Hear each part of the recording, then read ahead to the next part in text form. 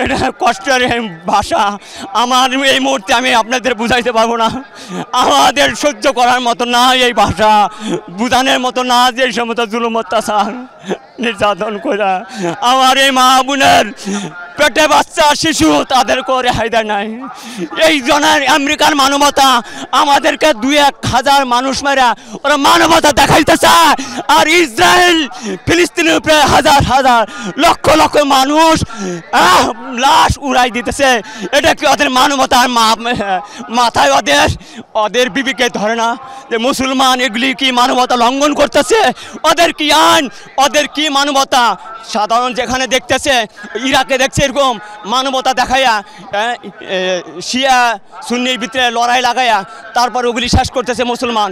লিবিয়ার ভিতরে দেখছি, আফগানিস্তানে দেখছি এবং সিরিয়া দেখছি মানবতা লঙ্ঘন করে।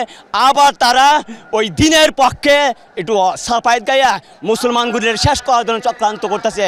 ইন্ডিয়ার ষড়যন্ত্র পুরা হাত, পুরা ওর ষড়যন্ত্র আর বুদ্ধি কায়দা কৌশলে পুরা দুনিয়াটা এখন তছনছ করতেছে মুসলমান।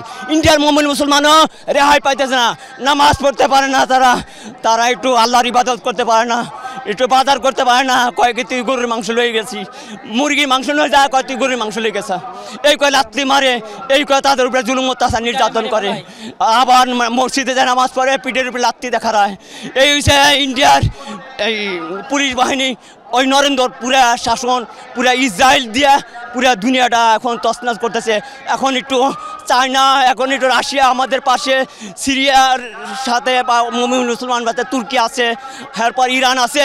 এদের আল্লাহর রহমত জানি এই মুমিন মুসলমান বিজয় হয়, আল্লাহর জানি আল্লাহ সহায় হয়, আল্লাহর একটু রহমত এই বদর যুদ্ধের মতন, এই মদিনা যুদ্ধের মতন জানি বিজয় দিয়ে যাইতে পারি।